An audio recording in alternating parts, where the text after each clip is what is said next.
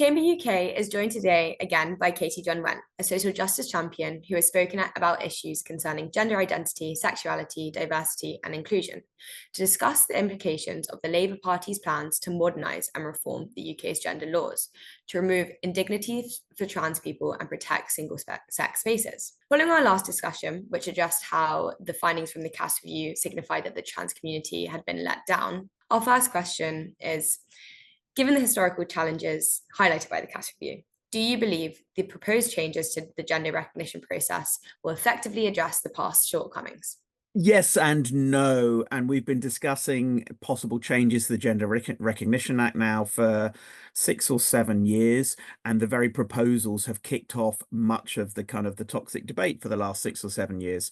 And when you have one side predominantly represented historically in the last few years by, say, Stonewall and a few other groups pushing for only one version of change, and then the reaction to that being a pushback from the gender critical camps. There's more than one, in the same way there's no transgender community, they're communities.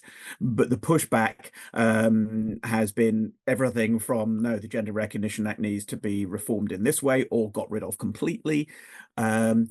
I think we're not there yet. What does a new version of it look like? I definitely think the law is old. It's in many respects superseded by the Equality Act. And it's also only necessary in many respects from some kind of anachronistic needs. It was a necessary thing, initially kind of suggested to us and slightly forced upon us by European courts at the time because of a case that was going through. And it also became slightly necessary because people who transitioned and gained in some respect, but stayed in a marriage, you accidentally then had equal/gay marriage by the back door. So in many respects, the need to have the transitioning party actually change their legal sex was a kind of a necessity there. Also, to have your kind of university qualifications back in the day where people actually remembered where their degree certificate was, to actually be in the name that you now have. You used to have to go back to your university and actually produce this proof. So many of those things are not so necessary now, particularly now that we have equal marriage and a number of other things. And also, roughly a third of young people identifying as trans or identifying as transgender non-binary in some way, shape, or form. So actually, the Gender Recognition Act is incredibly binary. It's just about the two sexes, as it were, and the concept of a legal gender, which is a bit of an historical anachronism in its own right. You know, you're asking someone to actually create a fake backstory, which is what it is. And I don't say that lightly, that language, but it is. You're creating a fake backstory. You're changing an historical artifact, a birth certificate. And in hindsight, I don't think that was the right way to have gone, even, 20 years ago.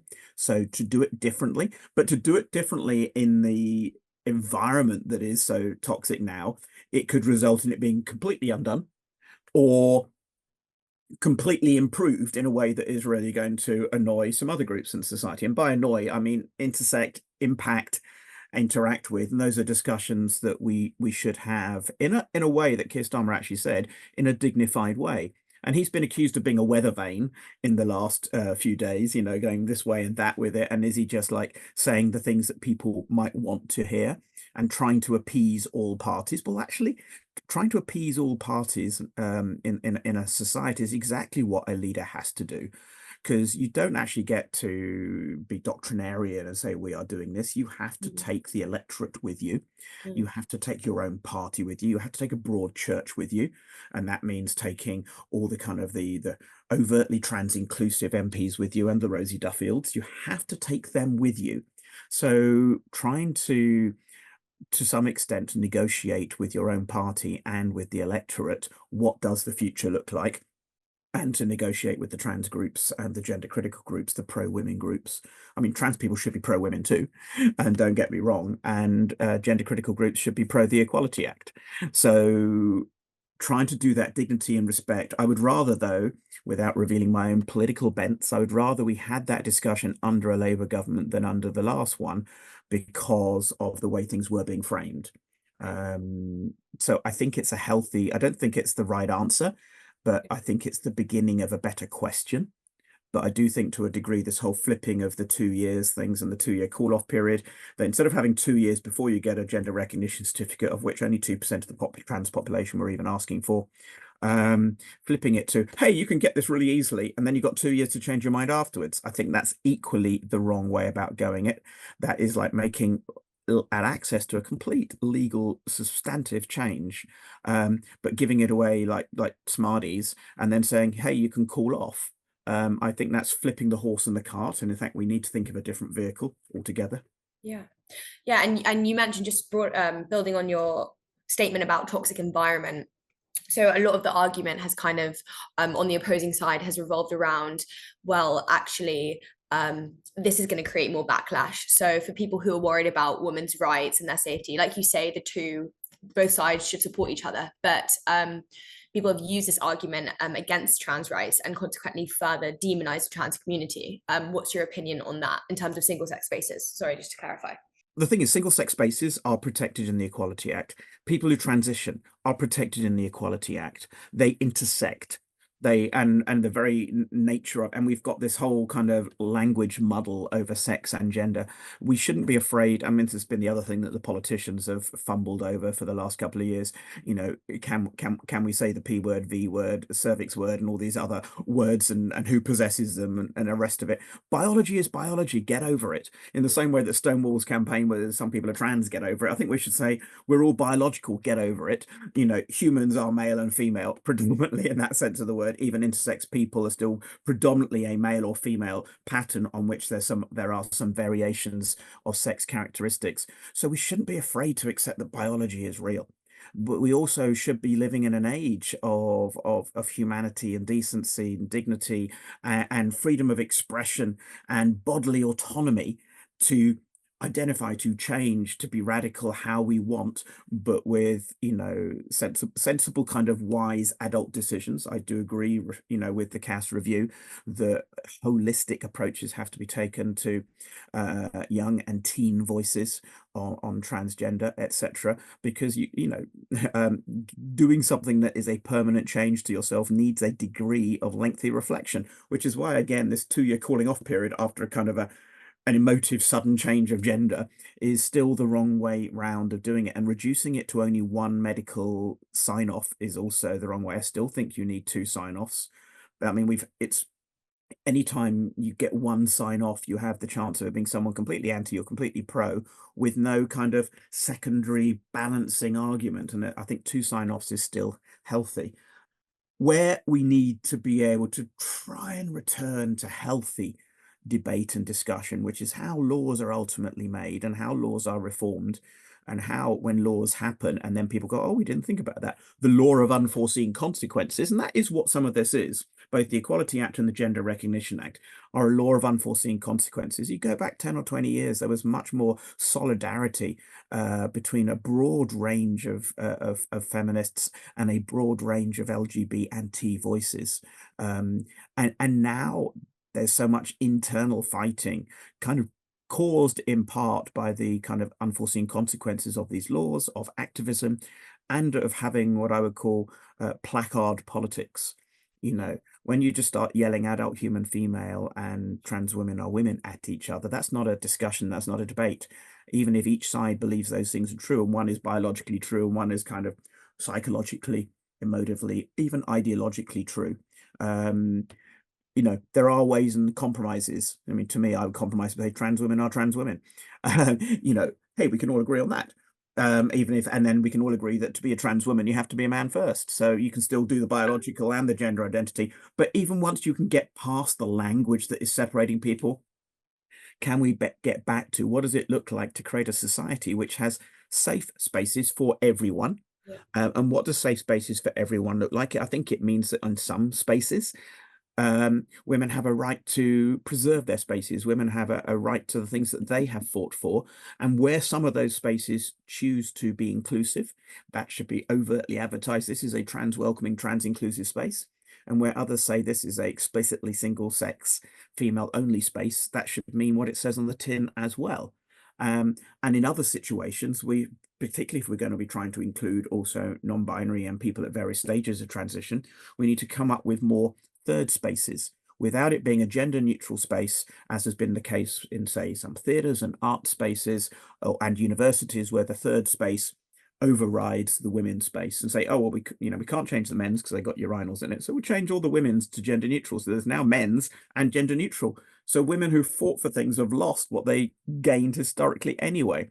So we should be doing additive rather than replacement kind of inclusion, which means saying there's male spaces, there's female spaces, there's still disabled spaces, and there's some single use gender neutral spaces like you get in a small restaurant or your own home.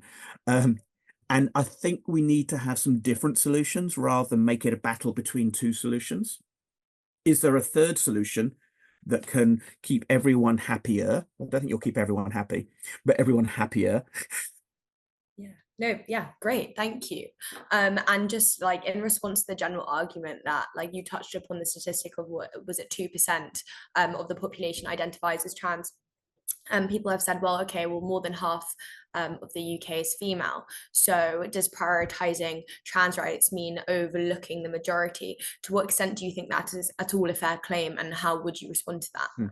Well, I mean, yeah, some statistics amongst young people are that it is around 2% of the population are trans. It's about 0.5% according to the recent census, and only 2% of them actually bother with the Gender Recognition Act and certificate. So that's why the Gender Recognition Act is a bit of a red herring. Very few people care about it, and in fact, very few people can even legally ask to see one. The only times you need it, as I say, are for marriage and going to prison. So ultimately, the gender recognition side is a red herring. In terms of the population, yes, 50% of the population are women. And some of the things I've heard by engaging in the space of debate, and if you don't engage, you don't hear and reflect and even modify your own opinion. And my opinions have modified by engagement. But yeah, one of the phrases I've often heard is that no woman has the right to invite trans people into other women's spaces. In other words, they don't get the right to vouch for trans people. They don't get the right to include for others what other people didn't get a vote on in that sense. And I hear that. Yet it's interesting that the idea that the way Labour have gone on this is that it's, and this is the language of J.K. Rowling recently, and Matthew Syed and a few others, saying that Labour no longer represent women.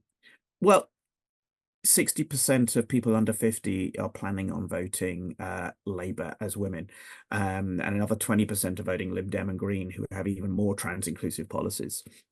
So 80% of women under 50 are trans inclusive.